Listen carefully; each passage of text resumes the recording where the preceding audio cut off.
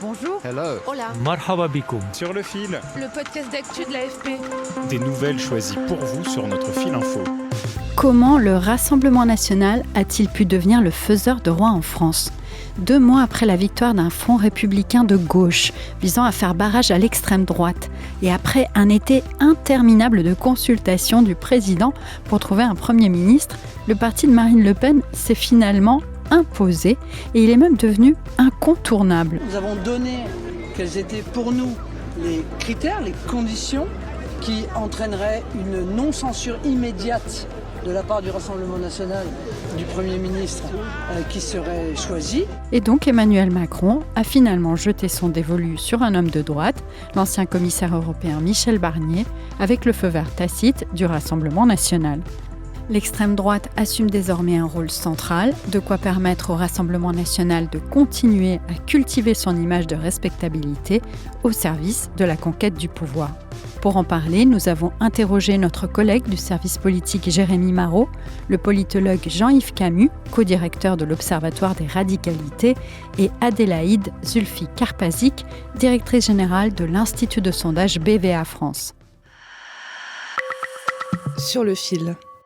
Donc, croyez bien que je fais tous mes efforts, et les jours et les nuits, et que je le fais depuis des semaines, même si vous ne l'avez pas forcément vu, pour aboutir à la meilleure solution pour le pays. Je parlerai aux Français en temps voulu et dans le bon cadre. Le président de la République a donc fait tous les efforts avec une priorité en tête, favoriser l'émergence d'un gouvernement qui ne serait pas immédiatement censuré, au risque de semer la colère parmi les électeurs de gauche, dont certains se sont fait bruyamment entendre lors de manifestations samedi.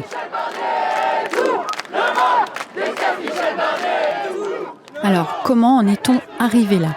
Je vous propose de récapituler avec Jérémy Marot, qui est chef adjoint du service politique. Au soir du second tour des élections législatives, on a 3 gros blocs. Le premier, c'est celui du nouveau Front populaire, c'est-à-dire la gauche unie qui a 193 députés. C'est loin de la majorité absolue qui est de 289 députés. Derrière, il y a le bloc présidentiel, le camp macroniste, qui a perdu une centaine de députés, mais qui a sauvé les meubles. Il en a encore 166.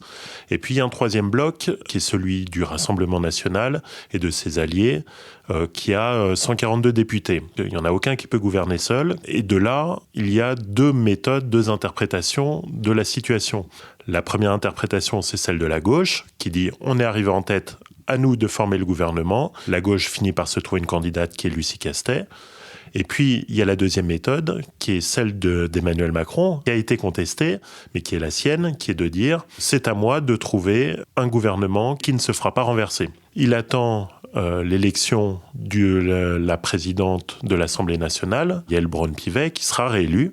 Et de là, il dit « vous voyez, la coalition qui est la plus susceptible de constituer un gouvernement, c'est celle qui réunit la droite, mon camp, et un petit groupe centriste. » Et puis finalement, la figure de Michel Barnier a émergé.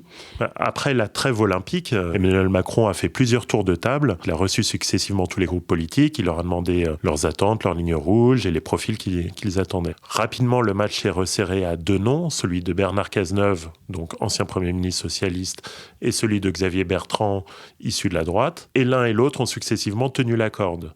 Bernard Cazeneuve a finalement été écarté pour plusieurs raisons. La première, c'est que son propre camp, sa propre famille politique n'en voulait pas vraiment. Le PS a écarté un soutien automatique à Bernard Cazeneuve, estimant qu'il n'incarnait pas la ligne du nouveau Front populaire, qu'il était trop de centre-gauche. La droite n'en voulait pas non plus. Et même au sein de la Macronie, on le regardait avec circonspection, en craignant qu'il détricote certaines réformes, comme la réforme des retraites. Xavier Bertrand, lui, n'a pas été retenu non plus. Son gros défaut, finalement, ça aura été de ne pas avoir l'assentiment du Rassemblement national. C'est là qu'on commence à comprendre le rôle joué par le Rassemblement national. Le Rassemblement national, voilà, dans dans ces conditions-là, se posent en faiseurs de roi au centre du jeu. Et c'est eux qui, s'ils lèvent le pouce ou s'ils baissent le pouce, peuvent prononcer la mort, l'arrêt de mort ou pas du futur Premier ministre. Et c'est le cas pour Xavier Bertrand, puisque Xavier Bertrand, président de la région des Hauts-de-France, est un adversaire farouche du Rassemblement national. Et donc arrive l'hypothèse Barnier. Barnier, c'est un nom qui a tourné à bas bruit pendant tout l'été. Et finalement, il s'est imposé comme étant le profil qui susciterait le moins d'opposition de la part du Rassemblement national. Ils ont dit voilà que Michel Barnier, parce qu'il avait pris certaines positions, notamment sur l'immigration, était celui qui leur était le moins distant idéologiquement. Rappelons tout de même qu'en nombre de voix et non de sièges au Parlement, le RN et ses alliés sont arrivés en tête avec plus de 10 millions d'électeurs, près de 37% des suffrages. Pour Jean-Yves Camus, c'est donc tout à fait normal que le parti de Marine Le Pen soit consulté. Quand vous avez 143 députés à l'Assemblée nationale, ce sont les électeurs qui l'ont décidé. Vous avez, sauf à décréter évidemment, comme c'était le cas dans les années 80, que ce parti est totalement infréquentable et qu'il ne faut même pas serrer la main de ses parlementaires, vous avez quelque chose à dire et vous êtes consulté. Moi, ça me paraît, en démocratie, de bonne politique. Vieux routier de la politique, Michel Barnier, 73 ans, est réputé bon médiateur. Cet ancien ministre a aussi été le négociateur en chef de l'Union européenne pour le Brexit.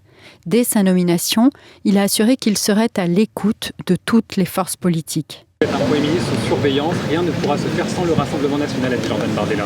La surveillance démocratique, mais moi je suis sous surveillance de tous les Français. Le gouvernement est sous la surveillance démocratique de tous les Français et de tous les groupes politiques qui sont constitués de députés représentants du peuple dans sa diversité. Donc je suis effectivement, c'est normal, c'est même la règle, le gouvernement est sous la surveillance démocratique de tous les Français, de tous les groupes politiques. Sur le fond, ce gaulliste centriste avait durci dès 2022 son discours sur l'immigration, prônant un moratoire. Pas de quoi déplaire au Rassemblement national, qui a bien l'intention de continuer à peser sur la composition et les priorités du gouvernement. Écoutez Marine Le Pen, c'était dimanche dans son fief du nord de la France, à Hénin-Beaumont. Donc ce que je souhaite, c'est que le gouvernement corresponde à ce que nous avons exigé du Premier ministre, c'est-à-dire qu'il y ait des ministres qui soient respectueux de la force politique que représente le Rassemblement national et ses 11 millions d'électeurs. Et 2, nous irons sur le fond, c'est-à-dire sur les choix qui vont devoir être faits par ce gouvernement. Et Marine Le Pen a annoncé dimanche qu'elle n'avait pas l'intention de le censurer à ce stade. Selon Jean-Yves Camus, mais aussi selon Adélaïde Zulfi-Karpadzik, le Rassemblement national a tout intérêt dans sa stratégie de dédiabolisation à apparaître comme un rempart à l'instabilité. Donc, pour Marine Le Pen, l'exercice difficile, c'est à la fois d'apparaître comme quelqu'un de responsable et tout de même d'apparaître aux yeux de son électorat, ou du moins du cœur de son électorat, notamment les catégories populaires, comme quelqu'un qui, passez-moi l'expression, ne lâche rien. Un des points de blocage, c'est effectivement la capacité à être aux affaires de manière responsable. On a ce sentiment, en tout cas dans une partie de l'électorat, qui est perméable au test du RN, que le RN les comprend bien, que le RN comprend notamment toutes les thématiques ayant trait au pouvoir d'achat, aux questions d'immigration, aux questions de sécurité, mais des interrogations notamment sur les dossiers plus de fond, économie en particulier, international. Et donc il y a un questionnement sur mais est-ce que vraiment ils sont en capacité d'être aux affaires. Et donc c'est vrai que le positionnement à la fois de faiseurs de roi, mais surtout de faiseurs de roi responsables, raisonnables, c'est sans doute de nature à apporter de l'eau au moulin de regarder, on est complètement en capacité d'accéder un jour aux plus hautes fonctions. Pour Jean-Yves Camus, la droite divisée et surtout la gauche continue de l'aider en ignorant à tort la réorientation d'une partie du pays à droite, du moins sur les sujets régaliens comme la sécurité ou l'immigration. Les autres forces politiques, LR par sa faiblesse et sa division, la gauche par son idéologie, ses choix idéologiques, ne répondent plus aujourd'hui à ce qui sort des urnes quand même, et ce qui sort des enquêtes d'opinion, c'est-à-dire un pays qui s'est réorienté à droite, de manière assez visible.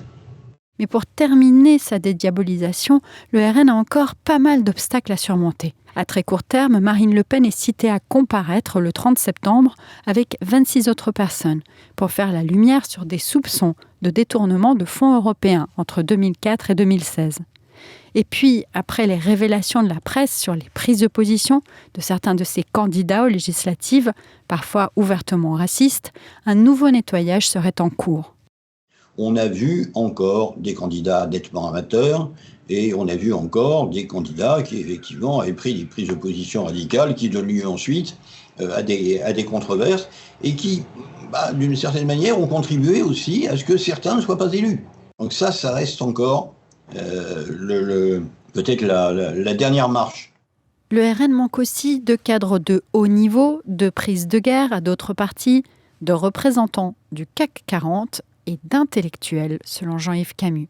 Et même si, électoralement, le parti d'extrême droite a encore gagné du terrain auprès des femmes et d'une partie des jeunes, il reste encore un plafond de verre auprès des catégories les plus aisées. Le socle ouvrier, il est stabilisé.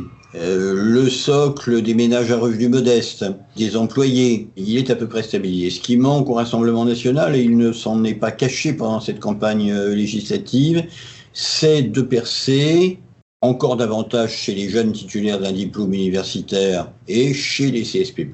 Chez les CSP+, qui sont extrêmement attachés à deux choses, la stabilité de leurs revenus et de leur épargne, et la question, oui, d'une certaine respectabilité institutionnelle. C'est par rapport à cet enjeu de crédibilisation aux affaires, le fait qu'ils puissent se positionner en ayant un poids sur le jeu politique, c'est aussi de nature à peut-être faire basculer une partie des électeurs qui pourraient être réceptifs ou tentés par le RN, tout en se disant mais j'ai des craintes par rapport à sa capacité à être réellement aux affaires.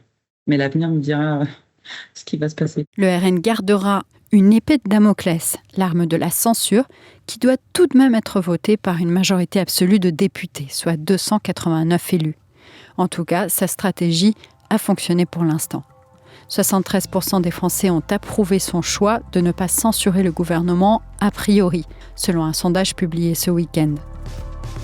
Sur le fil revient demain. Merci beaucoup de nous avoir écoutés. Je suis Michaela Cancela-Kiffer, ravie de vous retrouver après quelques semaines de vacances. Je vous rappelle que notre podcast est diffusé tous les jours, du lundi au vendredi, et chaque jour, on tente de creuser un sujet à fond en une dizaine de minutes. Si vous aimez et si vous voulez nous soutenir, cherchez Sur le fil sur la plateforme de votre choix et abonnez-vous. À très vite.